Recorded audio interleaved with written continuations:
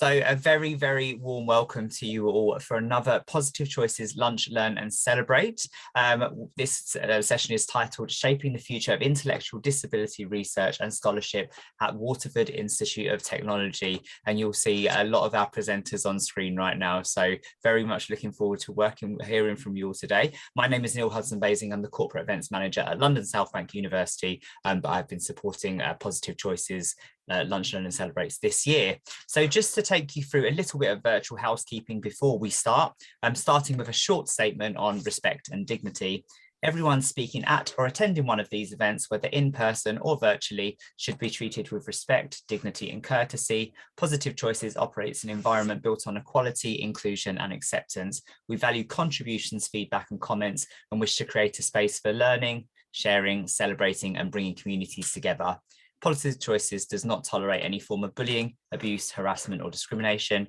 Inappropriate behaviour, including that potentially impacts or contradicts Positive Choices' reputation and values, will be treated seriously and acted upon. Anyone exhibiting any example of this behaviour will also be removed from the webinar. We want our events to be an enjoyable, safe and warm experience for all. Thank you for adhering to these guidelines. So just to take you through the virtual housekeeping, we are on Zoom Pro, which means that you can turn your cameras on and off and your microphones as well. And we do encourage you to do so a bit later for Q&A and discussion, but do keep your mics on mute while things are going, while the presentations are taking place. Please use the chat box to share your thoughts and comments. You can also share your introductions in there. It's great to see people using it already, so let us know who you are, what you do and where you're joining us from. It's lovely that people are joining us from all over the world, and it's great to know who our audience are in this virtual setting, so do use the chat box. You'll see that I have enabled closed captioning, which are the subtitles that you can see appearing on your screen right now. If you don't wish to see those, you can hide them clicking the little up arrow next to CC Live Transcript at the bottom of the screen, and you can choose to hide those, but we do enable them in the interest of accessibility and inclusivity. You can change the view. In the top right hand corner, you'll see view, and you can flip between speaker view and gallery view, whichever you prefer, but when the presentations are going on, it doesn't make too much difference. That's all from me. As I say, please continue to share your introductions. It's great to see those. Have a great session, and I'm going to hand over to Chris for an introduction and scene setting. Chris, over to you. Thank you, Neil. Good afternoon, everyone. It's a pleasure and indeed a privilege to be in the presence of so many people on this November webinar for Positive Choices. I'm one of the facilitators today, and I'm absolutely delighted to welcome friends and colleagues who are coming to present here today.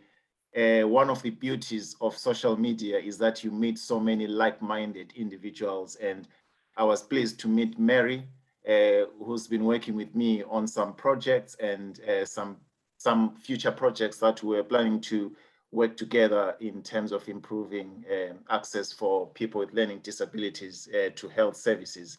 So today, Mary has come with her colleagues from Waterford Institute, and we've got the next 90 minutes where we have the colleagues and the rest of the team presenting about improving research in learning disability and intellectual disability nursing. So Mary, thank you very much. I'll pass it over to you and the rest of your colleagues. Enjoy, everyone.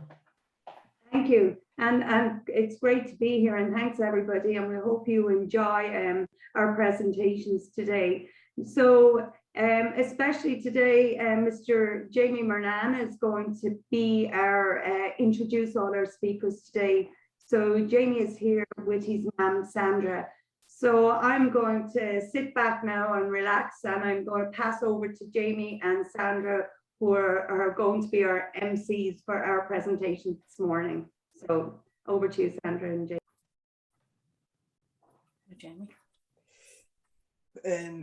Welcome to the Positive Choices Lunch and Learn, which comes to you today from WIT in Ireland.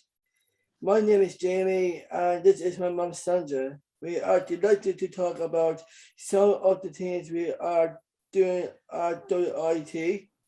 I will now pass it to Dr. Sarah Kennedy to say a few words. Thank you very much, Jamie.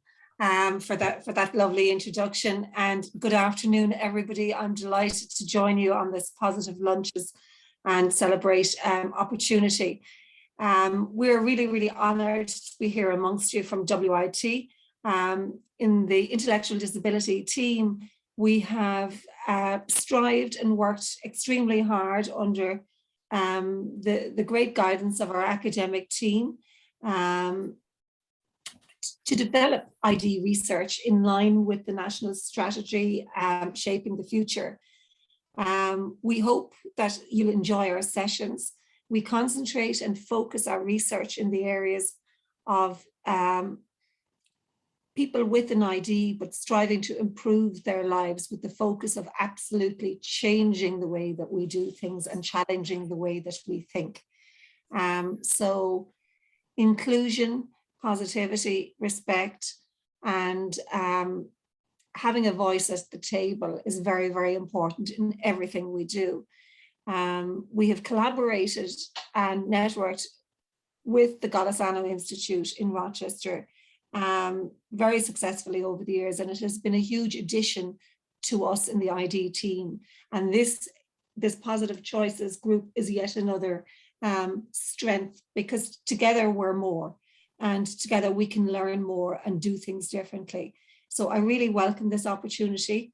I'm delighted to see so many people on board, and I'm extremely proud of the ID team in WIT and of our students, who, as you will see in the next few presentations, have been doing sterling work in this area of research and scholarship.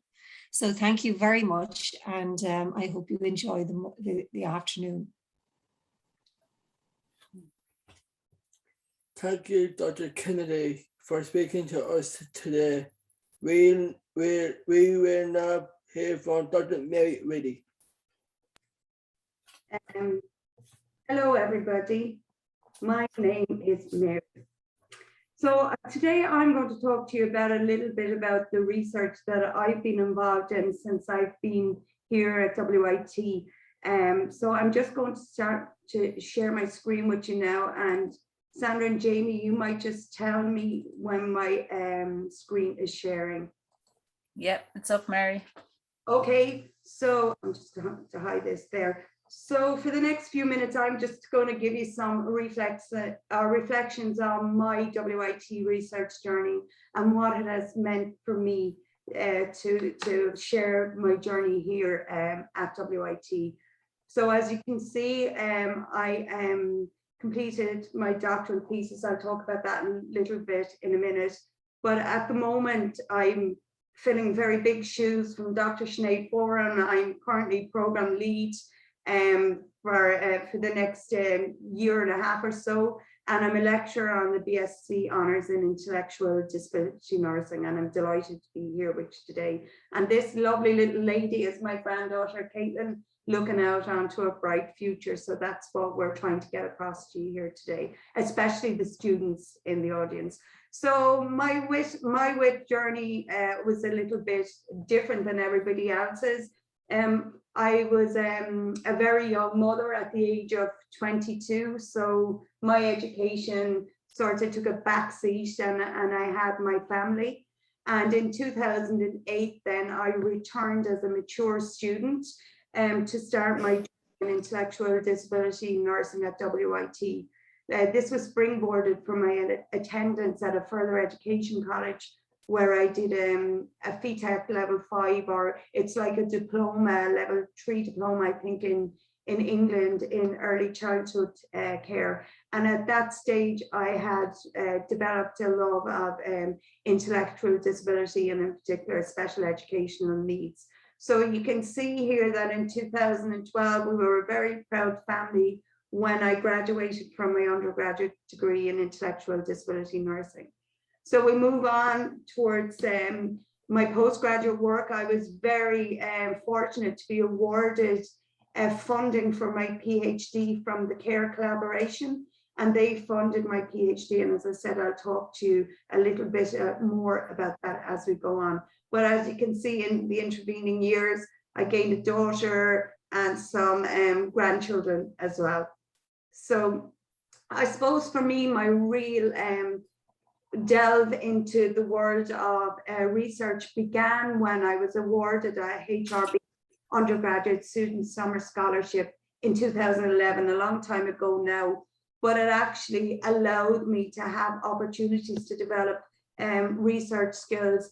And I know Chris and Katie very interested in culturally competent care, but at the time I worked under the direction of my supervisor, Dr. Suzanne Denis, and we looked at the experiences of breast cancer in younger women from diverse cultural backgrounds.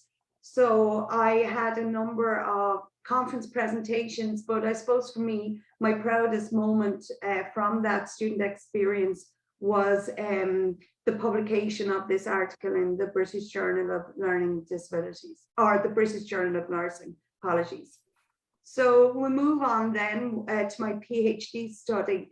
So I suppose for me, very personal, research always has very personal meaning for me. I had actually, before I came back to college, lost both my parents to cancers, and these cancers were diagnosed too late to be treated. So by the time mom and dad were diagnosed with cancer, the only option available for them was palliative care. And I just felt that if I could encourage somebody to become aware of the signs and symptoms of cancer, you know, it would be really central to me as a person, but also to my role as an intellectual disability nurse.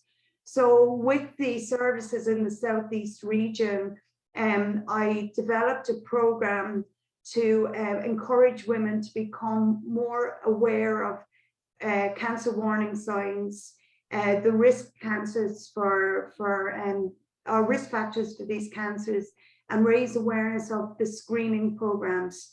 And my main aim was to promote early medical help seeking for symptoms. So I was looking at breast and cervical cancer in particular, and I wanted to take away all that, you know, kind of around the words. The people had difficulty saying the words. They were considered, you know, dirty words, or, you know, the things that they didn't want to talk about in their daily sphere of life. So the women that and the carers actually helped me to test the feasibility and acceptability of the study.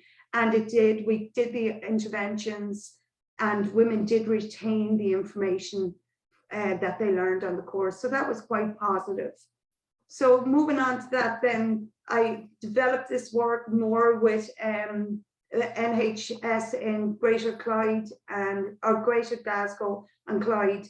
So they knew, because they have different ways of reporting learning disabilities in the UK, so that they were actually able to tell us that health inequalities across Scotland mean that cancer incidence is more common in the most deprived areas of Scotland, such as that area in Glasgow.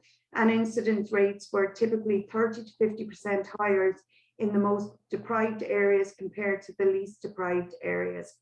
And that was working quite well with the NHS and Professor Craig Melville in the University of Glasgow. And then our friend COVID hit. So everybody who was working on a project got furloughed, and the services were no longer operational. So it may come back to fruition in the coming years. We'll have to see. We're not quite sure yet. And then to our great friends at the Golisano Institute for Developmental and Disability Nursing.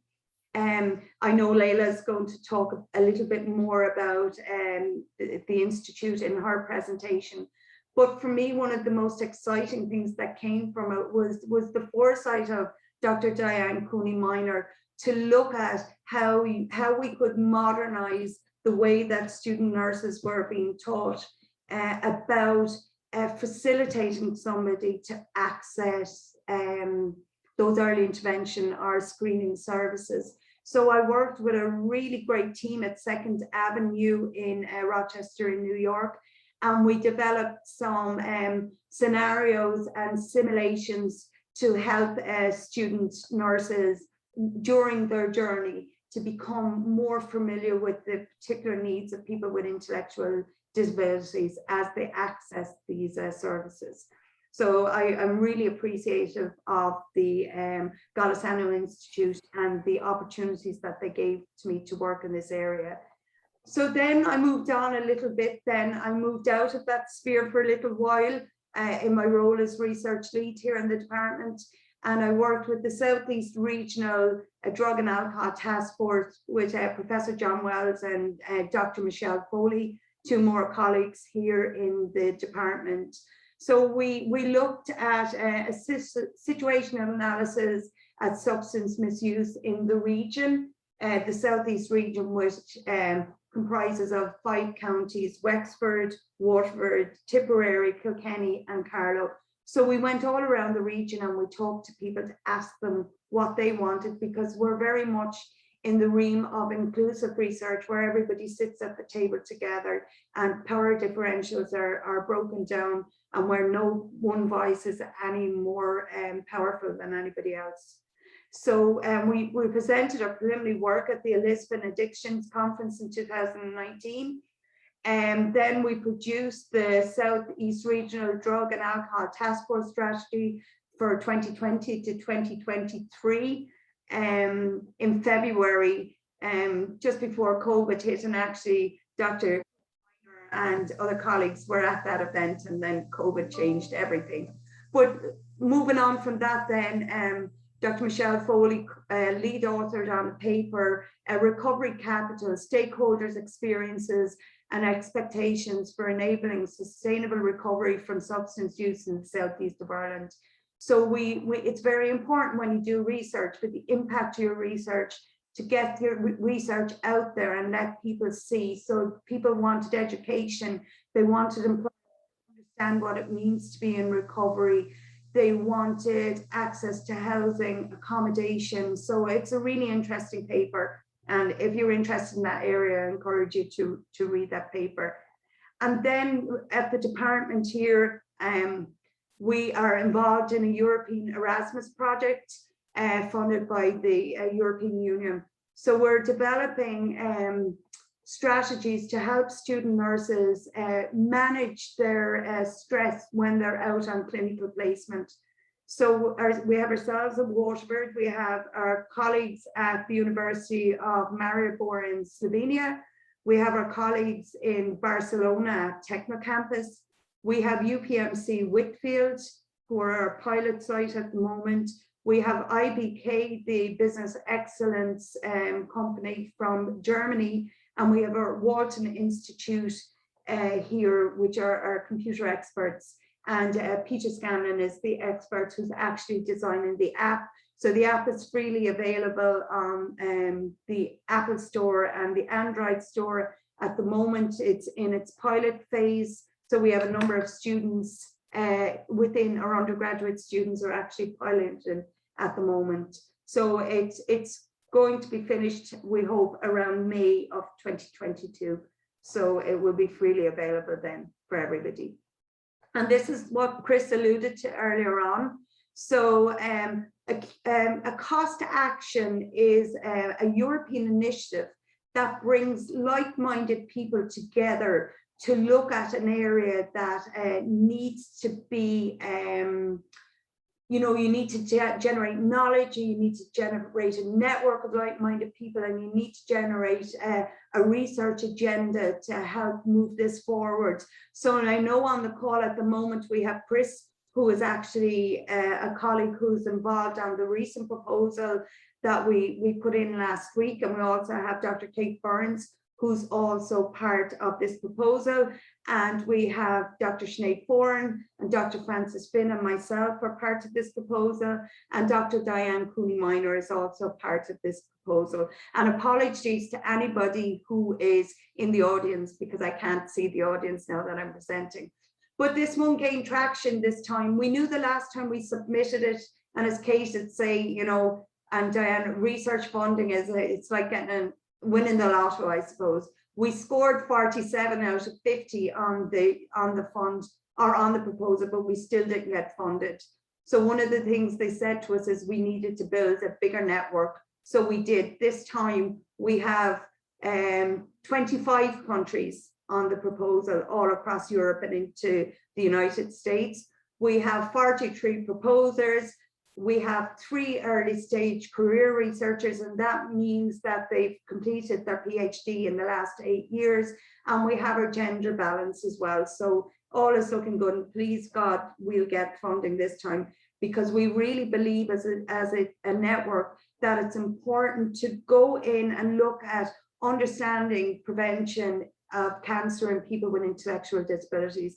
And the problem for us is that within individual countries, the number of people with intellectual disability is a small part of the population, but when we come together across all these countries, it gives us a bigger network of people with intellectual disabilities to talk to, because remember, people with intellectual disabilities are part of this project as well through the EASPD. And then we will let the girls talk for themselves, but I have to give something back as a researcher. So I now have supervised 2 HRB summer graduates or summer scholarship graduates who are 3rd year students. So last year it was Miss Sandra Renan, who I supervised with Geraldine Purcell, an oncology specialist, and we had Miss Ashley McCoy, who we actually, myself and Dr. Sinead Foran were Ashley's supervisors.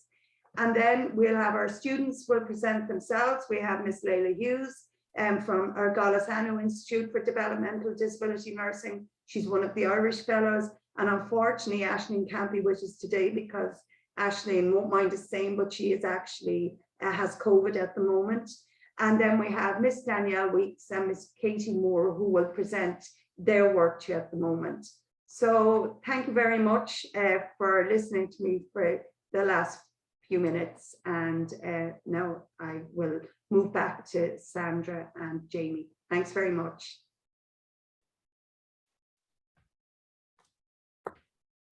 Thank you, Dr. Biddy, for the excellent presentation. And so nice to hear about your journey to see here today. Our next speaker is Dr. Sinead Foran. Hello, everyone. My name is Sinead.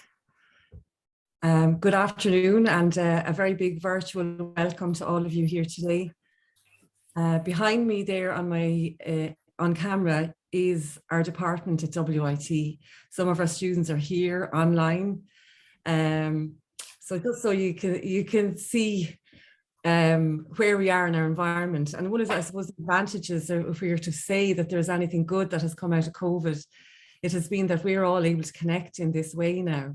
And it's so positive that we can do this and share our experiences together. So we have our American colleagues, we have our UK colleagues, and then we have our colleagues from all around the country. And I see there that Eileen Carey, a colleague of mine from University of Limerick, is attending today. So hello, Eileen, lovely to see you here. So I'm just going to share my screen. Eileen has been involved with me in some of this work, which I'm going to present to you today. So one of the things that I'm involved in, as well as some of the things that Mary has already mentioned, is trying to examine, or trying to ensure that we have sustainability of intellectual disability nursing in Ireland, learning disability nursing in the UK. You were very lucky in Ireland and England that we have this specific discipline of nursing. It's not available everywhere in the world. We, in the work that we've done with the Golisano Institute, we are working in terms of developing competencies for nurses in developmental disabilities over there, and embedding intellectual disability content in their curriculum in the US. So this is really, really positive. And what I'm also aware of at the moment is there's similar work going on in Australia. So in Australia, they previously had a specific discipline of intellectual disability nursing and abandoned that in the 90s. And now they sorely regret it.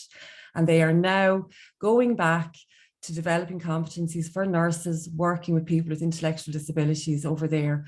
And it's really, it's incredible really to think that they're returning to that work. So the idea here is you know, in the work that we've done in this, we're very lucky in Ireland to have this report called Shaping the Future of Intellectual Disability Nursing.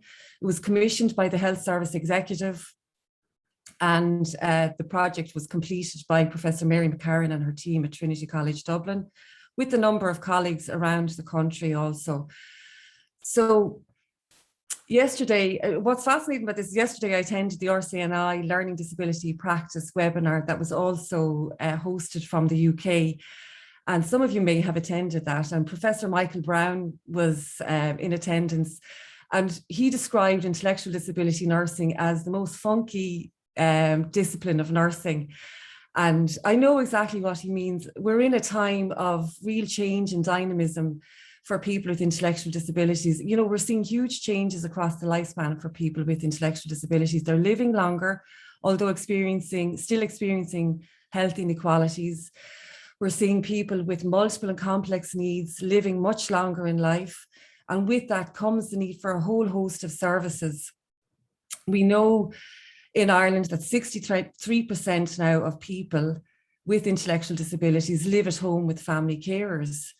So, you know, people want to stay at home. They want to live at home with their families. And that's a huge change in terms of service provision. In a recent report of hospital admissions among people with intellectual disabilities, it was found that 74% of all hospital admissions between 2016 and 2020 were in the 0 to 18 year age group. So that younger cohort of people with intellectual disabilities are presenting with significant health issues, but also then that 15% were in the older age group. So across the lifespan, we're seeing real changes in terms of the needs and the health needs of people with intellectual disabilities. And with that comes opportunities for intellectual disability nurses to carve out pathways, you know, to work with people with intellectual disabilities in environments that they wish to live in.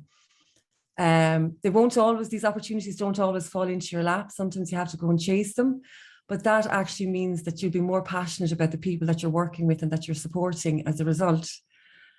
So, you know, this report, this Shaping the Future report, is really helping us here in Ireland to assist our undergraduates and our graduates of intellectual disability nursing to move into the spaces that people with intellectual disabilities now are living and are receiving their health services and their social care services. Sorry, now. So within the report, there were four key themes that emerged around you know, shaping the future of our nursing profession. And at the first theme, at the very heart of it, is the person themselves. You know, with everything we do, the person that we work with, the people that we work with must be front and center. And then the other themes around that, how we put that person or those individuals at the center of what we do. We do it by supporting people with their health, well-being and social care. We do it by improving the experience and their outcomes. And we do it by developing nursing capacity, capability and professional leadership. And it's that third theme around nursing capacity, capability and professional leadership that I just want to talk to you about a little bit more in relation to the work that we're doing. Just to give you, you know, again, going back to the changing demographics of people with intellectual disabilities, it's a lifespan approach. People with intellectual disabilities are everywhere across the lifespan. They're everywhere in our community. And within our report, you can see there the various life stages that registered nurses and intellectual disabilities find themselves working with people with intellectual disabilities. So from pregnancy to infancy, into early childhood, through to adolescence, working with young adults, with adults who are in the middle age of life, working with older adults, all the way through to end of life. And our students that are going to present after me actually reflect those life stages in the projects that we are trying to promote here in WIT and the type of research that we're trying to promote. But again, it's very much around shaping the future and ensuring sustainability of the profession, but also very much about meeting the needs of people with intellectual disabilities. And that must always be first and foremost. So the work then in the background, the work that's going on at the moment, we have 2 working groups. So we have produced the report, which is fantastic. And very often these wonderful reports are developed and they sit on shelves gathering dust and nobody knows about them. So what we're really trying to do is implementing the recommendations from our Shaping the Future report, which is really important. We have 2 subcommittees. So we have a subcommittee specifically for education, and we have a subcommittee for professional development. I'm going to talk to you specifically about the subcommittee for education, which Dr. Eileen Carey, who's attending here today from UL, is a member of with me. We have representation on that education group from every university and institute of technology in Ireland who provides the intellectual disability nursing undergraduate degree. So there is a fantastic range and membership on our committee. It's very much a teamwork approach on this committee, and we're really focused on undergraduate education, but also postgraduate education. So making sure that there are postgraduate opportunities available for nurses working in the field of intellectual disabilities. And of course, there is overlap with our professional development group in that area as well. So what we are looking at, I suppose, when I say snapshots from the future, what we're trying to do on our education group is to ensure we're trying to future-proof our nurses, our graduates, to meet the needs of people with intellectual disabilities in the future. So we're trying to look at, well, what are the needs of people with intellectual disabilities likely to be, and how can we prepare our student nurses with the knowledge, with the skills, the values, the attitudes to meet those needs in the future. And we're looking at it specifically in the education group around, looking at curriculum development. How do we need to tailor our curriculum to ensure that we meet those needs of our student nurses who will go on to meet the needs of people with intellectual disabilities? We're looking at, very importantly in Ireland, the undergraduate nursing degree. A huge component is placement, which culminates with a 36-week internship in 4th year. And our placements really shape our student nurses who go on to become nurses, registered nurses. And so what we're doing at the moment, and Eileen is very involved in this work with me, we are examining the placements that intellectual disability nursing students access at the moment. Currently, we're trying to establish, where do intellectual disability nursing students go on placement? What types of placements are they experiencing? And where do we need to develop placements in order to shape the future and to future-proof intellectual disability nursing? So we've done quite a bit of work on that, and we will be hopefully presenting that work in the very near future. The other thing that we're looking at, which is very important, and I know many colleagues, many of my learning disability colleagues in the UK will be familiar with this issue, is around recruitment and ensuring that we recruit students into our program. So if we are to have sustainability of our profession and longevity of our profession, we need to ensure that we continue to recruit students, nursing students. So there is some work to be done in that area.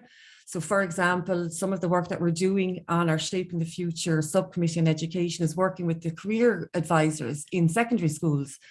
We were fascinated to find out that many career development teachers, they weren't aware of intellectual disability nursing. They just simply didn't know that it existed. And, we were absolutely shocked to realize that, people didn't know about our discipline of nursing. So we need to flag it. We need to get out there and promote it more within secondary schools. That's really important. So you start to plant the seed for young students who are interested in working with people with intellectual disabilities. So that's a big aspect of our work. And the other issue then that we're very aware of is retention. So retaining our graduates in the profession. So, very often our students graduate, and we're thrilled and we're so proud of them, and they go on then to maybe move on to other disciplines of nursing. What we want to do is try to retain people. And of course, you do that through the work that our professional development group, our subcommittee, is doing around creating pathways for graduates around clinical nurse specialisms, around advanced nurse practice, that will be available in all of the areas that I identified already. And actually, I'm sure many of you have heard me say this, but I love talking about our graduate, Anne Power, who is one of 2 advanced nurse practitioners just recently appointed in Ireland. So Anne was a student of ours here in WIT, and she is going to be an advanced nurse practitioner in chronic disease management with people with intellectual disabilities. And we're incredibly proud of Anne, and she is a fantastic example of how you can build a clinical career using research, using knowledge, using evidence to bridge a gap in service, to bridge a gap in terms of the needs of people with intellectual disabilities. So that's just some of the work that we're doing with Shaping the Future. And I know that colleagues in the UK are doing very similar type of work. We're just very lucky that we have this report to guide us. And I hope that in time we look back and, you know, the work that Eileen and I and Judy Ryan, of course, from the director of the Nursing Midwifery Planning Unit here in Kilkenny in the Southeast, that we'll have left a legacy for our nursing students and for our graduates and for our registered nurses in the services. You know, we were very passionate about this. It's really important to us. So thank you very much for listening to me today. I should say that, Mary, you forgot to tell everybody that when you were an undergraduate, Positive Choices came to UCC, and we went as a group, your year, we all went down to Cork for the night, and we attended the conference. And I think that sparked a lot of passion for you, Mary. So Positive Choices, you know, it's, what would I say, it's influence. Look at what it has influenced. And that was, how long ago was that, Mary? I'm not so sure, maybe 10 years ago. In 2009, I went off to Cork, and, you know, and I did forget it actually this morning. You always forget things when you're up talking, but I suppose for me, that was a springboard for me. And that was, I saw so much that day, and I really got to move out of the classroom and see people talking. And that's why when the opportunity came to do things like the HRB and the PhD, I ran with it. And I also forgot to say, Sinead, that you were one of my lecturers when I was on my undergraduate degree. That's right, Mary.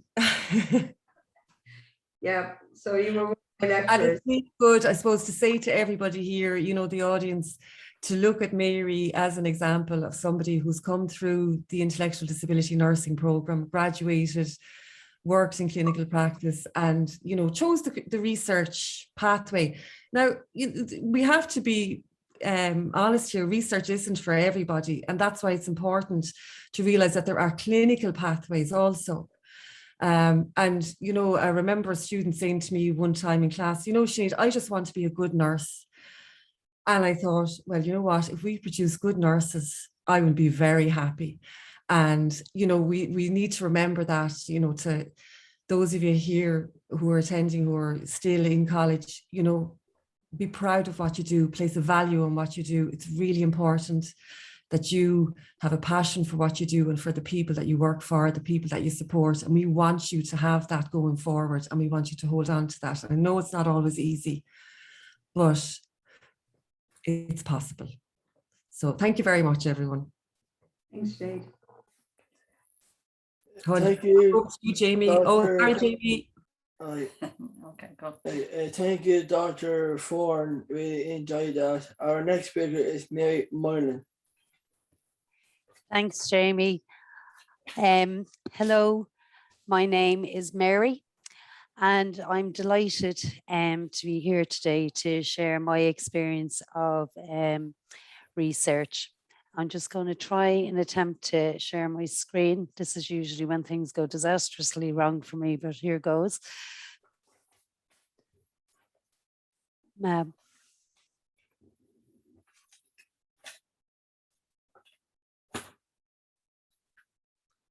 Hi, Jamie. Is that sharing? Yeah. Is my screen there? Thanks, Sandra. Hi. So my presentation today is on how I developed a one-day accredited course entitled I'm Right Here with the Nursing and Midwifery Board of Ireland from my master's dissertation. So in 2014, I undertook a part-time master's in dementia studies with Trinity College Dublin.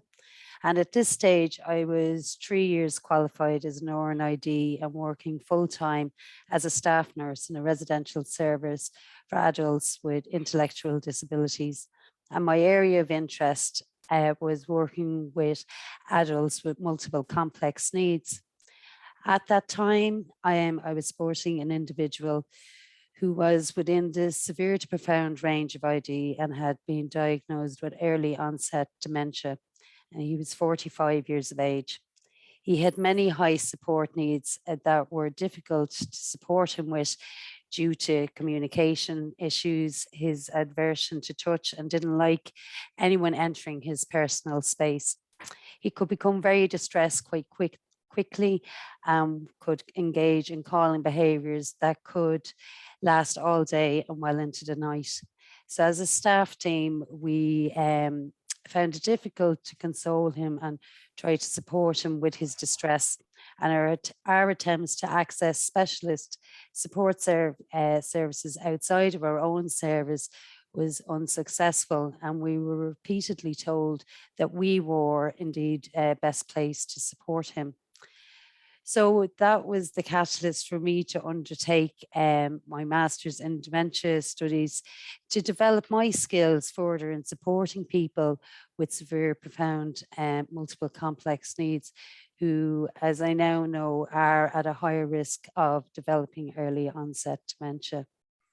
So as you can see there on the screen, the hypothesis of my thesis was how do registered nurses in intellectual disability working in residential care settings perceive their role in supporting adults with intellectual disability living with dementia.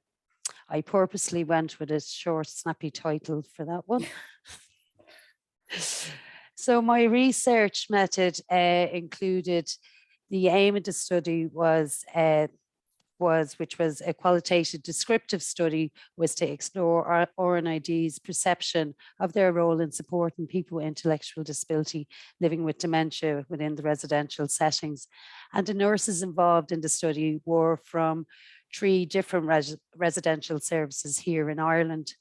So in using focus group, my aim, I feel, was achieved as each RNID had the opportunity to specify their insight of their role.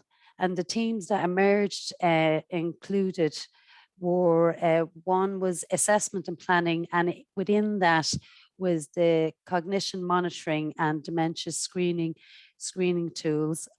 Also what came across the importance of monitoring the progression of the trajectory of dementia for the individuals. Second team that came out was implementing care. So this involved communication, the hands-on aspects of care on a day-to-day basis, and also the psychological aspects of care. The third was enablers and restraints for the nurses trying to meet their role requirements. And in that areas that came up were senior service management, education of staff, and support from other allied health professionals. So the participants also had the opportunity to depict their supporting role in detail regarding assessment planning and implementing care. And the appraisal and relevance of the current literature at that time highlighted a significant quantity of relevant literature to the study. Another objective which was identified was possible aspects that might facilitate RNIDs in the provision of care for people living with dementia. The majority of the RNIDs found that the living environments did not meet the needs of the individuals living there in relation to functional ability, outlay of design, and peer groupings, and that they felt if a suitable environment and living with similar aged individuals was achievable, it would promote better care. They discussed some of the issues also in relation to senior service management, such as staffing, lack of proactive planning, and understanding the needs of people living with dementia. They also highlighted there was a need for delivery of education, specifically in how to support people with ID who were living with dementia. And one of the key things in relation to that was, there was a, training and education courses in relation to supporting people living with dementia in, say, generic, in the general population. But when it came to asking specific, looking for supports for somebody with an intellectual disability living with dementia, there didn't seem to be any supports available at all. And there is a significant difference, as we know, in supporting somebody with an intellectual disability living with dementia to that of somebody in the general population. And as RNIDs, that is something that, that we understand. And I know even from we've a lot of our undergraduate students here, whereas today, which would be an area that they will understand. But what often happens is when we go to look for additional support outside of the service in generic, in generic primary care settings, there is that lack of knowledge and awareness or understanding in relation to how dementia can impact on somebody with an ID. So from that, I developed, from all the data and research and that I gathered from my qualitative study, I developed this one-day course which includes assessment and care planning through the trajectory of living with dementia, enhancing the living environment, and also supporting family and friends of those of the person living with dementia. And the meaning behind the title of the course, I'm Right Here, is three-pronged. That's why there's a lovely picture of a trident there.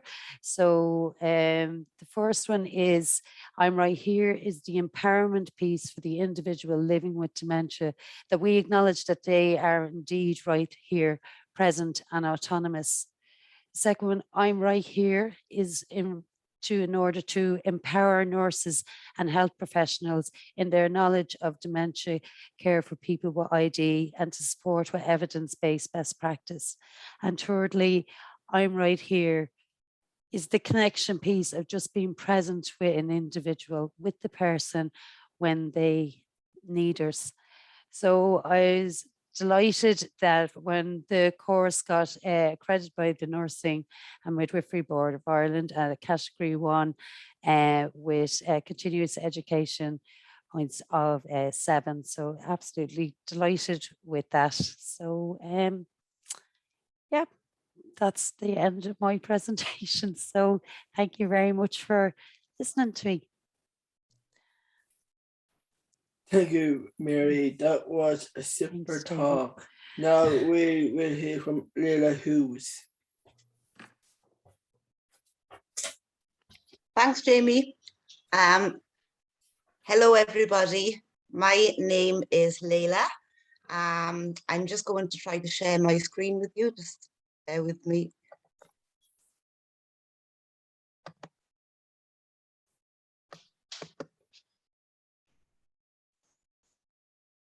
Okay.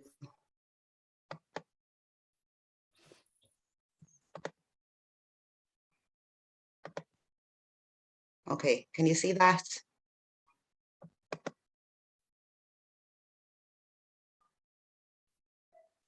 That's it. Great. Okay. So I'm delighted to be here today to talk to you about my research journey so far with Waterford Institute of Technology and more recently the Golisano Institute of Intellectual and Developmental Disability Nursing, which is part of St. John Fisher College in New York, in Rochester, New York. So I am a very proud RNID. I graduated from WIT in 2017. I'm originally from Wales, in case you haven't noticed, but I've lived and worked in Ireland since 1999. As a woman with 2 young children, I went back to college as a matured student to pursue a career in intellectual disability nursing. In choosing intellectual disability nursing, I was following a thread that had come from my own family experiences. I've been inspired by people with an intellectual disability from a very young age. I spent most of my career working in a respite service, and my research interests centre on promoting ethical nursing practice with a particular focus on restrictive practices. I'm a member of the Restraint Reduction Network, which is a movement of people who want to eliminate the use of unnecessary restrictive interventions, protect human rights, and make a positive difference in people's lives. So when I was a student nurse, I became very aware of the negative impact that restrictive practices can have on those with lived experiences. This prompted me to choose to look into the ethical, legal, and political issues associated with the use of physical restraint. And that was for an assignment that I did when I was a second-year student nurse. I was encouraged by my lecturer, Dr. Paula Lane, to develop that assignment for publication. And I'm extremely grateful to Paula and glad that I took her advice, because my paper was published in Learning Disability Practice in 2016, and I was over the moon. So then when I was a third-year student nurse, I submitted an abstract to be considered for either a poster or oral presentation at an international conference in Vienna. I honestly didn't think that it would be accepted. So when I received an email inviting me to give an oral presentation, my jaw nearly hit the floor. I was so shocked. That was an amazing experience, and I was proud to highlight the value of the RNID in promoting the health and well-being of people with an intellectual disability on an international platform. So now I am in another international platform in America, but before I tell you about that, I feel it would be remiss of me not to use this opportunity to talk a little about restrictive practices and why it is so important that we are all aware of the need to promote a restraint-free environment. Sorry guys, there's a lot of noise going on just outside my house at the moment. I don't know if you can hear me okay. Okay, great. So you can see here that, there are many different forms of restrictive practices, but I'm not going to go through them all today. But what is important to be aware of is that all restrictive practices can cause significant physical and psychological harm to both people who use the service and staff. And internationally, policies are focused on reducing and, where possible, eliminating the use of restrictive practices. So there are many ethical and legal issues associated with the use of restrictive practices. And as nurses, it is so important that we are aware of legislation, national and local policies, and that we continuously refresh our knowledge and keep up to date with evidence-based practice guidelines. All restrictive practices can be viewed as a contravention of a person's fundamental human rights. Restraint and other restrictive practices should only ever be used as a last resort to protect a person or others from imminent harm. Sadly, we know that this is not always the case in practice. So decision-making around the use of restrictive practices involves balancing ethical values and the value of safety. So the use of restrictive practices must be lawful, in the person's best interests. It must be, reasonable, proportionate to the risk, and always the least restrictive option. There are occasions when restrictive practices may be appropriate, but this requires careful consideration. The benefits and the risk of harm, if restraint is not used, must outweigh the potential negative consequences. So we need to assess the risks, look at all the options to mitigate those risks, and think about how we can support the people we work with people in a person-centered, positive and proactive way.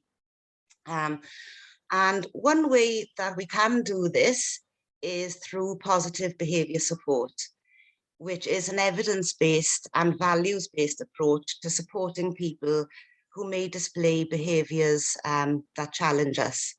So positive behaviour support provides a person-centred framework that focuses on understanding both the meaning and the context of behaviour that challenges.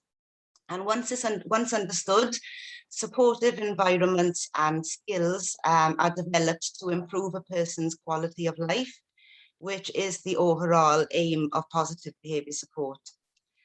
There is evidence, it's been around for 25 years, but there is so much evidence to demonstrate that when it's implemented effectively, positive behaviour support can significantly reduce behaviours that challenge, which in turn reduces reliance on restrictive practices. And importantly, it is non-aversive, it is endorsed by many international policies, and it is completely aligned with the United Nations Convention on the Rights of Persons with Disabilities. I could talk about this all day, but I'm going to move on to my postgraduate research journey. So since graduating from WIT in 2017, I have gained experience in clinical leadership. I've been involved in research and academic development with WIT colleagues and internationally with the Golisano Institute of Developmental Disability Nursing in Rochester. During the pandemic, I completed a diploma in health services management and leadership, which helped me to develop skills and ability to provide direction, facilitate change, manage resources, and collaborate with others towards common goals in supporting the inclusion and opportunities for the people we serve. This really springboarded me into applying to become a Golisano Fellowship candidate to further develop my leadership skills, and I am delighted to say that I was accepted to become one of the inaugural Golisano Fellows in June of this year. So the Golisano Fellowship in Intellectual and Developmental Disability Nursing is a 12-month programme that is designed to develop nursing thought leaders who support and promote the health and well-being of persons with an intellectual disability across their lifespan. The Golisano Institute Fellowship was made possible by the vision and generosity of Mr. Thomas Golisano and the Golisano Foundation, which was established in 1985. Tom Golisano's philanthropy has been devoted to building inclusive communities, enhancing opportunities, and improving access to healthcare and the quality of care provided to people with an intellectual disability. It is a great honour for me to be part of an international network of nurses to collaborate with and learn from. There are 15 fellows and we are all connected in terms of our values, our passion and our commitments. Unfortunately, my friend and fellow comrade Aisling, as you know, couldn't be here today, but I know that she is also honoured and she is as excited as I am to be part of this fellowship. Under the leadership of Dr. Diane Cooney-Minor, who is the Executive Director of the Golisano Institute of Developmental Disability Nursing, and her wonderful team. The aims of this fellowship are to advance inclusive practices, reduce health inequalities, and promote more equitable service provision for the people that we serve. So we engage in activities to learn and develop our knowledge and skills in the domains of education, practice, policy, advocacy, and leadership.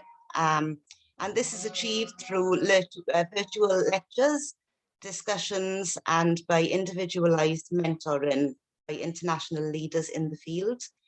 Mentors include wonderful lecturers from WIT, Dr. Mary Reedy, Dr. Paula Lane, Dr. Sinead Foran, Dr. Sarah Kennedy, and Professor John Wells. I was looking at my reflective journal last night, and I've really learned so much over the past few months, particularly about the research process.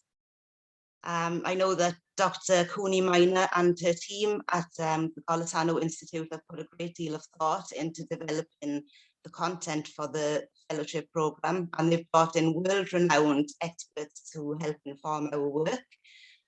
So I'm now coming into contact with people who have authored books that I've read, which is great. All of us Golisano Fellows are currently working to complete a project that's focused on improving the health and well-being of people with intellectual disabilities. And our project will have impact and relevance to our personal areas of interest. It's a fantastic opportunity to contribute to the body of intellectual disability nursing research. And I'm blessed to have two very knowledgeable and extremely dynamic mentors, Dr. Paula Lane and Dr. Mary Reedy. So for my own project, I am expanding on my previous research by looking at restrictive practices in the care of people with intellectual disabilities in an international context. So I just thought, before I finish, I just wanted to share this lovely word cloud that was generated when all Golisano Fellows and mentors were asked to use one word to describe what a Golisano Fellow is. And the words that really stand out there are leader, advocate, compassionate, and innovator. And I firmly believe that an RNID or an RNLD is all of these things too. There's a strength that lies in intellectual disability nursing to make a real difference. So I would like to finish my presentation by encouraging any students who might be thinking about engaging in research to go for it. Have confidence in yourself, embrace every opportunity that comes along, and be heard. Thank you.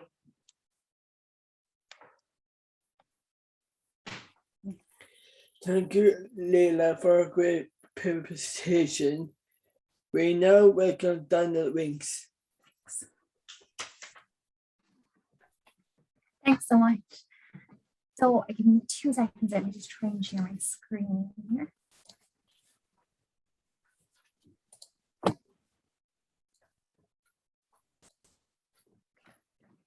So first of all, hi, my name is Danielle. Thanks to Mary and everyone to have us here today. It's a fantastic opportunity to give you all a bit of an insight into the research that's going on and how we all got here in the first place. So I was lucky to be awarded a care collaboration scholarship between Waterford Institute of Technology and the Nursing and Midwifery Planning Department unit. So I began my research in Waterford in January of this year, so kind of very new still into this research. So just to give a quick reflection on my research journey so far, I trained to be an RNID in Trinity College in Dublin between 2015 and 2019. So during this time, I was really lucky that we had great encouragement to participate in lots of conferences or any activities that were going on. So the first big conference I was involved in that kind of made me start thinking about different areas of research and different areas that we can look at to helping people with intellectual disabilities have a greater opportunity to access healthcare was in Positive Choice in Hull in 2017. At the same time as this, I started working as a healthcare assistant in a local maternity unit. I suppose before this, I'd never considered people with intellectual disabilities accessing maternity services. But during my time there, I witnessed 2 women with intellectual disabilities accessing our local maternity service. So this really made me start thinking, what experience do they have? The two women that were there could have had a bit of experience. So this got me thinking about what's next. Where do you go next with the next steps of kind of promoting a better service in general for healthcare for people with intellectual disabilities? So then take a step forward, and I assisted in running Positive Choices in Dublin in 2018, where I started to realise that research wasn't just for really academic people, that you can stay in clinical practice and carry out research at the same time, which for me, being a newly qualified nurse now, I think is hugely important. So in 2018, I really started to think about how could I progress into making changes in maternity services for women with intellectual disabilities. At the time, I had no idea where to start on this. So I commenced doula training in 2019. So a doula is a support person for a woman during pregnancy and during birth. So to me, this opened up an opportunity to start working with, or at least understanding midwifery, because I was coming from a completely different background. So from then I carried out my 4th year literature review in maternity services with people with intellectual disabilities. And to my surprise, there's a lot less research out there than there probably should be for women and parents in general who have an intellectual disability.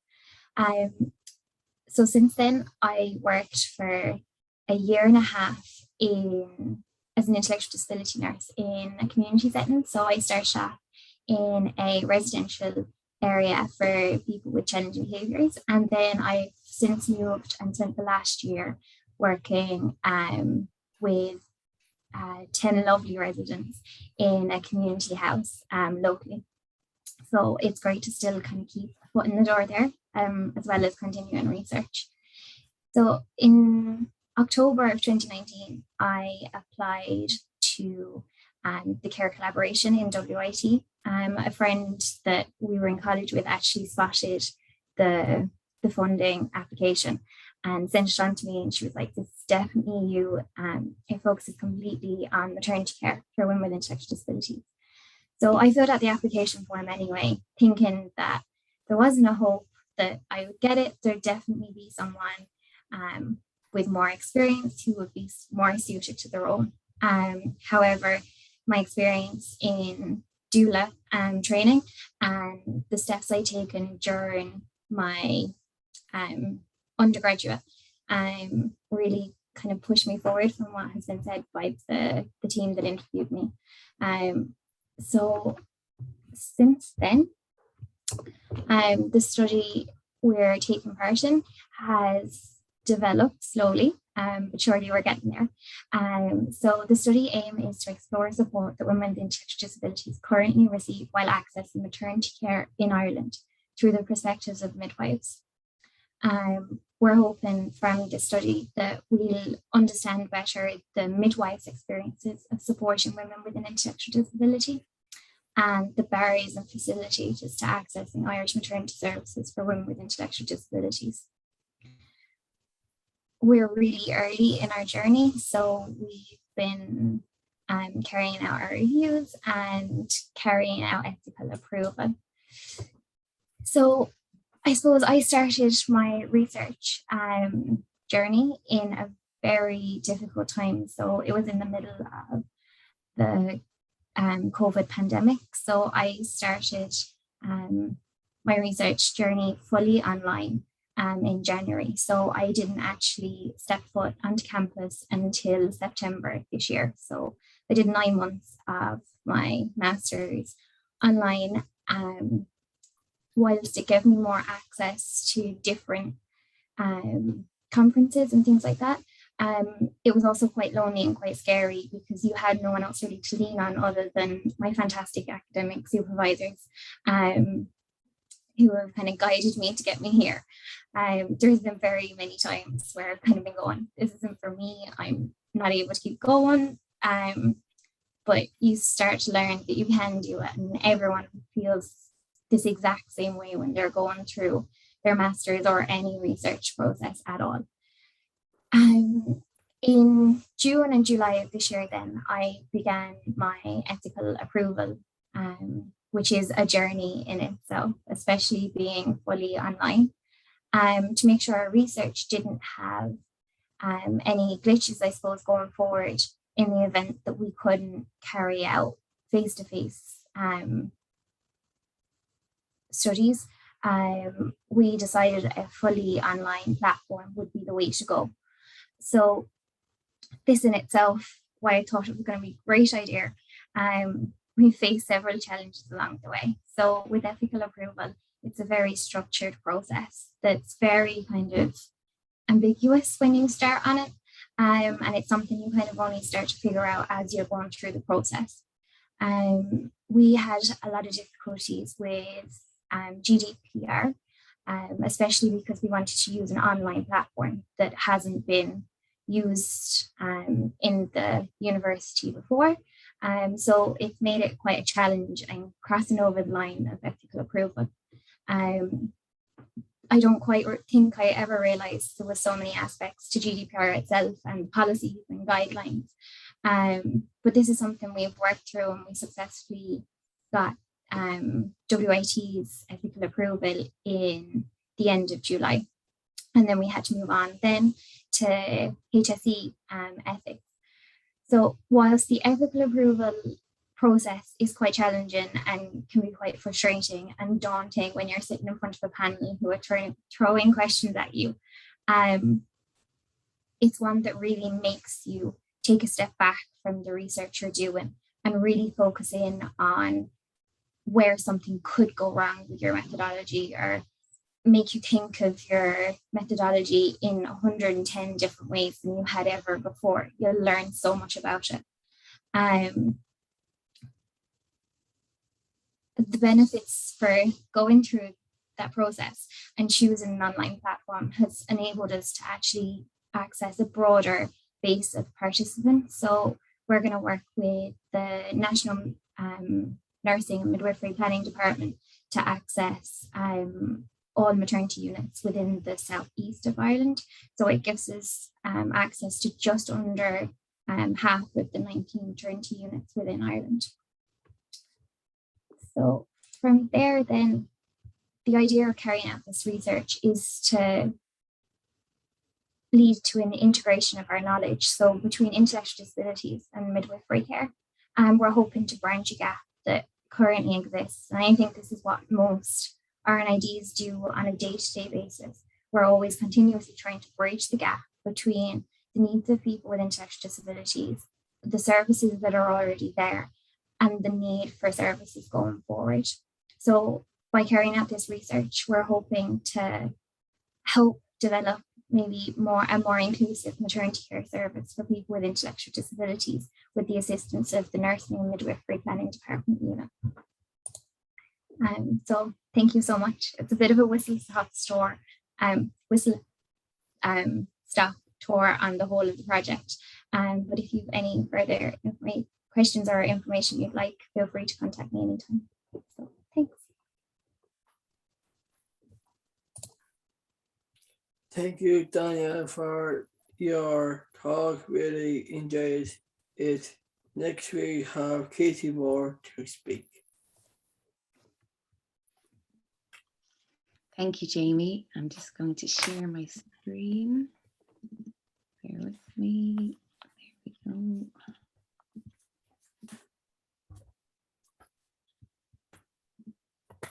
Okay, I hope you're all seeing that okay. Hello, everyone. I'm Katie. I'm a first-year PhD candidate at WIT, and my research is focused on exploring Irish women with ID's experience of menopausal symptoms. So I'm very early on in the process. I just registered in October of this year, but today I want to share with you a little bit more about my research journey and my return to academic research from undergraduate and masters into the field and then back again.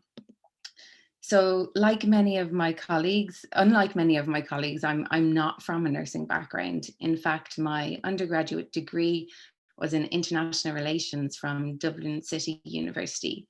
But it was at this time that I really developed a passion for research, specifically an interest in healthcare and the disparities, reproductive health and rights, and issues concerning the access to and uptake of health services in marginalized communities. So in 2011, I went to study for an MSc in sexual and reproductive health in Edinburgh. And this was a program that was really rooted in social sciences. So it was here that I found my passion for qualitative research. During the course, I completed a dissertation which focused on cultural competency and obstetric care for women who'd undergone female genital mutilation. So as part of the research, I was engaging with women from FGM practicing communities and survivors of FGM who were navigating the Scottish healthcare system. Engaging with these women required sensitivity to their cultural needs. It required me to examine my own cultural biases, but really it provided me with a better understanding of the extreme disparities that were existing in the healthcare system. I suppose I really wanted this research to have impact and to influence policy at both the local level and at the national level. So following the submission of my dissertation, I worked locally in Edinburgh with NGOs on issues related to healthcare for minority women. And I was part of Scotland's first FGM strategic working group, who were successful in securing over £200,000 funding from the Scottish government directed towards community engagement and awareness raising in FGM practicing communities. So from there, then I moved into years of working in the field. I was working as a research consultant for international NGOs all over the world, conducting fieldwork in challenging environments from Liberia during the Ebola outbreak to the deserts of Namibia. So having witnessed the effect that research can have on improving the lives of people, I really focused on applied operational research. And as my supervisor, Dr. Sinead Foran, mentioned earlier, so often research is left getting dusty on shelves, but operational research or applied research applies practical solutions to real world problems. So for me in global health, this meant specifically working with people around issues to do with disability, maternity care, maternal health, and reproductive health. As part of this, I developed a really keen interest in creative participatory methodologies. And that is to ensure that the beneficiaries of the research could be meaningfully engaged so that their voices were captured regardless of their disability or gender, religion, ethnicity, their residential status, or their sexuality. So as part of my work, I've been really lucky to work with community members conducting community-based research for inclusive education for children with disabilities in Malawi. I've led creative and participatory research for children with and without disabilities in Malaysia. And most recently, I acted as an advisor for social inclusion research for women with disabilities in Mozambique. And I guess all of that has led me to here, to where I am now when I applied for the PhD scholarship earlier this summer. So having gained kind of a wealth of experience abroad and being lucky enough to do so, I'm really excited now to bring everything that I've learned and everything, all of the experiences I've had working with people at the community level back to Ireland. This PhD research really is a merge of my research interests and one that I'm particularly passionate about, working with a fantastic team of researchers or supervisors at WIT.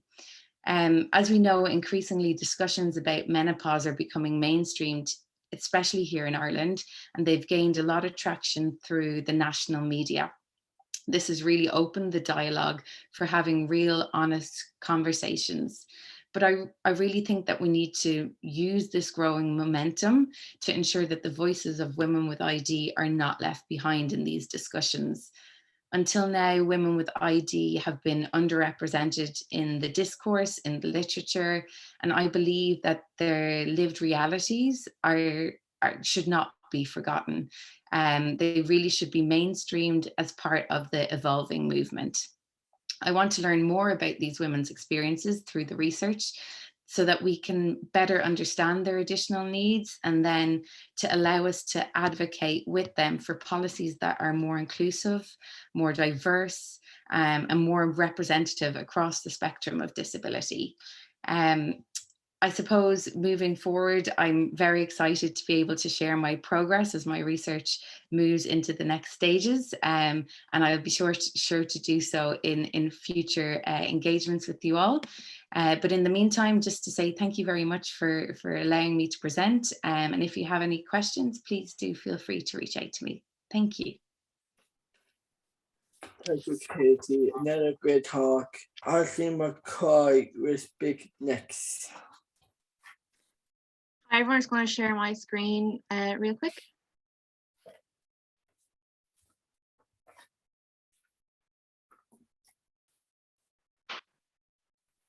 Okay, so hello, my name is Aisling, and today I'm going to be giving you a quick introduction into my experience into the world of research. So a bit about me: I'm an applied healthcare student in WIT with a disability major, and the previous summer I was the Health Research Board Summer Student Scholarship for 2021.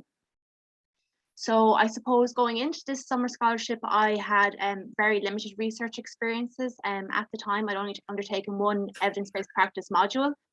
And I suppose while, sorry, I lost my train of thought.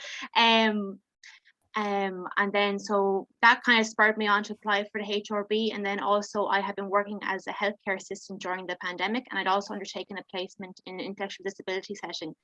So I suppose both those experiences kind of spurred me on. It sparked a spirit of inquiry within me. And once I heard then about the HRB summer scholarship, I was very eager to apply. So I suppose the process itself, once I had the application kind of started, and once I learned that I was accepted, I was over the moon, but there was no time for kind of resting on our laurels. We went straight into our ethics submission. So I had to apply for ethics from both WIT and the HSE. So once we were accepted from that, then that was great. That was challenging enough in its own sense, I suppose, because I had to manage my own coursework at the time and the work of the ethics submissions. And then we also had the HSE cyber attack as well. So that was an extra added stress to get that on in time. So once we had that all done, then it was kind of moving on to developing the survey. So once we were kind of developing the survey, I thought this was kind of one of the easier aspects. However, it proved more challenging as I had to consider things about making it user friendly and, you know, getting used to sending out QR codes and just kind of even gathering the evidence itself to make the survey, what I found challenging. So it was a great learning experience. I suppose then as well, I had to send out the survey. So this was a time I really looked for guidance from my my supervisors. So they were able to point me in the direction of the nursing and planning development unit in the southeast. So I was able to get in contact there, and the director kindly agreed to send out the survey. And then I was also able to contact the clinical placement coordinators, and they also agreed to put me in contact with independent services. So once the survey was sent out and we got the results back, I suppose it was time for the data analysis. And that was an aspect I found particularly challenging because I had to do both quantitative and qualitative analysis. So for the qualitative, we used Braun and Clark's thematic analysis. And this was a totally new experience for me, I suppose. I had never done any bit of thematic analysis before, so it kind of took me several attempts to really kind of get a grasp on things. And then for the quantitative analysis, we used Excel, and luckily in college we had done a bit of training in Excel, but I hadn't, you know, used Excel in a while, so that in itself was, you know, just getting used to that again was a bit of a challenge. I suppose then we were kind of, once that was all done, I was kind of moving on to the report writing of the project. So I found the report writing itself as a challenge. I thought that'd be kind of, you know, once we're settling it down, I have everything in front of me, it'd be kind of you know, getting used to things. But it's a challenge of the COVID-19 pandemic I even found particularly hard, because you can't meet with my supervisors in person. So it was just all online, got a bit confusing sometimes. So so that was, I suppose, a challenge in itself, because, for example, I suppose once I sent off my first draft and received it back, I had tidied it up, but I had deleted the comments off it. So then the supervisors weren't sure of what I was doing and then what I was doing. So I suppose I just put it down to my naivety and my inexperience, because definitely a lesson, you do it once and you won't do it again. And I suppose looking back on the experience, like the course I'm currently in, we get to do a lot of hands-on direct patient care. So the experience of being able to do the research was just totally amazing. Like, it's being able to use everything we've learned in college and apply that to a real life situation where you're asking real people real questions. It was a really enlightening experience, and I suppose it's given me a lot to think about, so I say, for my own future and where I'd like my career to go. So I'd just like to say thank you all for this opportunity and your patience. So I'll hand you back to Sandra and Jamie.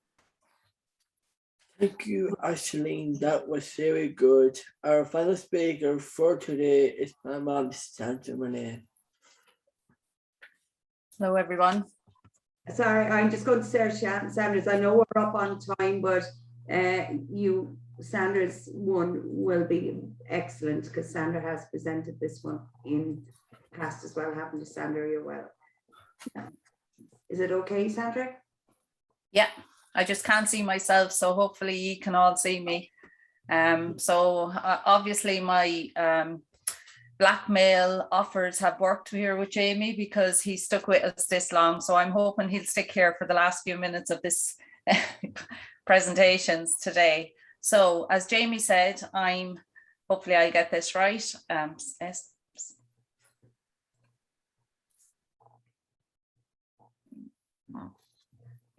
Sandra, and I'm a newly graduate nurse from WIT, and today I'm going to talk to you about our Death, Dying and Caring, the student nurse perspective of palliative and end-of-life care, which was the recipient of the HRB scholarship in 2020. And to carry out this scholarship, I was supported by Mary Reedy and Geraldine Purcell, and was very, very lucky to have both these ladies on board. Next slide, Mary. Sorry, no, Sandra, yeah. So this research applies to all populations, and it's very relevant to individuals with an ID and nurses working in this area of nursing care. So globally, an estimated 20 million people require palliative and end-of-life care annually. Every one of those 20 million individuals has the right to a good death and dying experience. And as such, palliative and end-of-life care are essential components of the undergraduate nurse education. It's imperative that student nurses are equipped with competencies to provide the optimum palliative and end-of-life care to dying patients and their families. So this study and the formulation of a research question was guided by the stages of Sandowalski and Brosco 2007 research framework. And the research question which guided this study was, what are the experience of the student nurse relating to palliative and end-of-life care within the undergraduate nursing program? The stages of research included a comprehensive retrieval of qualitative research studies. These studies were appraised for inclusion within this study, and the findings were interpreted by constant comparisons. A meta-summary was then used to extract and edit these findings, and finally a meta-synthesis approach was used to interpret and compare and integrate the findings to draw a conclusion. Next slide. You're probably on it. The study was carried out under 4 themes: feelings of unpreparedness for palliative and end-of-life care situations, dying matters, finally at peace, breaking bad news, and previous life and work experience of the students exposed to death and dying situations. And whilst conducting the study under these themes, shortfalls were identified within the undergraduate nursing curricular in palliative and end-of-life nursing care education. Next slide, please, Mary. So these factors cause multifactorial concern for the student nurses. Feelings such as unpreparedness, lack of confidence, lack of palliative and end-of-life knowledge was voiced by the student nurses when dealing with the complexities in this area of nursing care. Next slide. So the nurses students said that they wanted things like to know their scope of practice and to know what it is when providing palliative and end-of-life care. They wanted education to enable them to know the interventions required when providing palliative and end-of-life care. And the students wanted to gain knowledge, self-confidence and self-awareness through their nursing education to be confident and competent when providing this palliative and end-of-life care.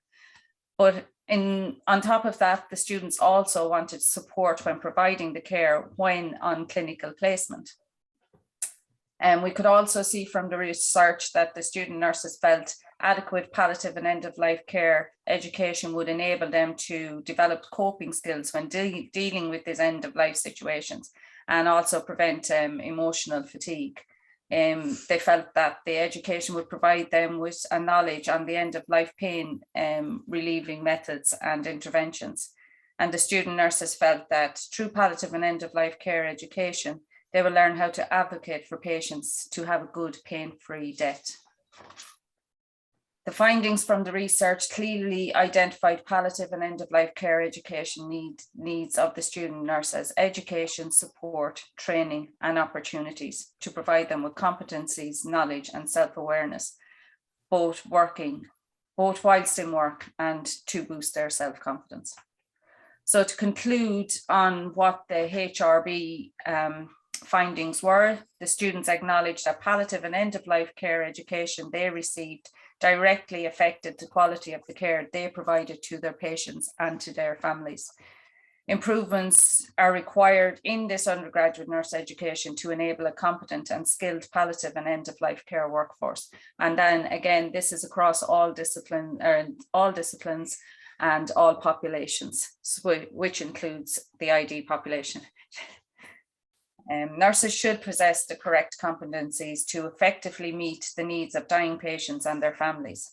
And the gaps in the education continue to exist, and the students continue to request the palliative and care education to enable them to provide high quality care to patients and their families. And the main recommendations for the metasynthesis is to reiterate that the gaps identified within this education warrant for further investigation. So next slide, Mary.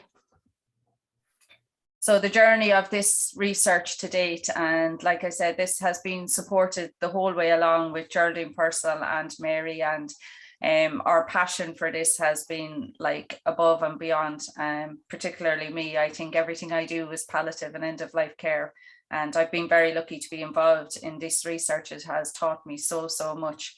I suppose it has grown wings since it was involved in 2020 and was the recipient of the Health Research Board Summer Research Scholarship. In 2021, the research was included in the poster presentation section in the University Hospital Waterford and in its 7th annual research meeting. And also this year, the research won poster pitch in Stream 6 of Oncology, Palliative and Ethical Care in the Royal College of Surgeons, Ireland 40th Annual International Nursing and Midwifery Research and Education Conference. That's a bit of a mouthful, but the research is currently under review by the British Journal of Nursing for publication. And these images that you see on the screen are the award from the Royal College of Surgeons. So it's a cert and a beautiful pen, which I was very lucky to receive. I don't think the two ladies got this, but I did. No. Next slide, please, Mary. This presentation explored student nurses. So I'll end with a quote from Marie Curie, which is one of my favorites. I've sort of taken to ending with quotes, and I've found some beautiful ones on the way.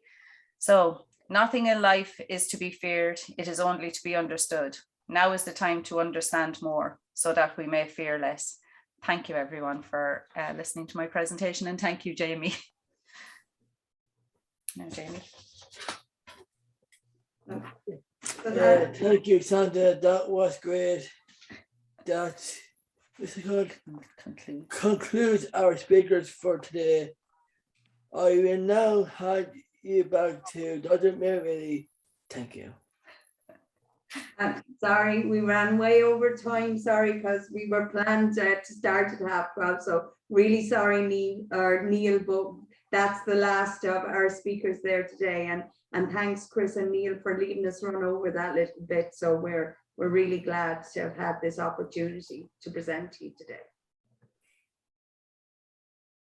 Thank you very much. There are so many comments that are coming through in the chat box, and we do record the chat box, so we'll be able to kind of share those with you afterwards. So are there any questions? If anyone, we're running over. I'm happy to run over by another 5 minutes if there are any questions for any of our panel today. If you'd like to ask them, you can pop your camera and microphone on and ask them live.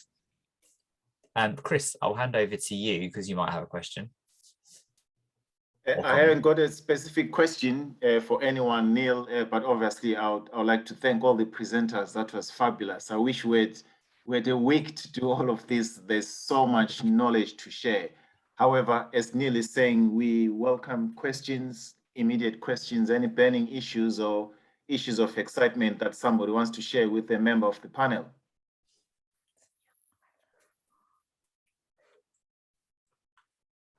I think everyone is processing. Well, we will call it there. If anyone does have any questions, then please do feel free to get in touch. I will, as soon as this event is finished processing, it will be popped straight onto the Positive Choices Facebook and YouTube pages. But that's all from me. Chris, I'll hand over to you for some just closing words to close us out. Yes, once again, thank you, Mary, and your fabulous team for all the presentations. I think it deserves a round of applause. And you have just shown us how it's got to be done. So I'm sure you've inspired a lot of students in the audience today. And we always say to students, as academics, that once you start your nursing journey, you have started something that is amazing, and nursing takes you across a whole lot of spectrums and perspectives in terms of finding out more, in terms of specializing, in terms of being inquisitive about things and developing specific areas of expertise for ourselves as individuals. So I guess, and I hope that most of you have been inspired by the work that's been done at the Waterford Institute. And amazingly, the results always pay off. And I remember seeing one message saying, we are leading the change, we are making a difference, And thanks to social media for bringing us together to share some of the wonderful work that we are all doing as colleagues right across not just the UK, but the world. It was amazing to see so much knowledge being shared right across the whole of the globe. So that was amazing. Mary, once again, thank you for this opportunity and thank you for accepting to present with the rest of your colleagues. Unfortunately, I can't see all your names. I would have named you all one by one. Sandra, Katie, Ashling, Diane, and most importantly to our fabulous Master of Ceremonies, Jamie. That was marvelous. I think we need our own channel, and we'll hire you as our presenter 9 to 9. How about that, Jamie, for MC? Thank you very much. Yes, Leila, Sarah, Darcy, Sinead, and everyone else for attending. We really appreciate it. On behalf of Positive Choices, thank you very much. And knowledge is power. Thank you very much, everyone. And we will call it. Thank you. Yeah. Thank you. Thank you. Thank you. Thank you very much for all who attended. Bye now. Thanks, everyone. Thank you. Bye, everyone. Thank you. Bye. Bye.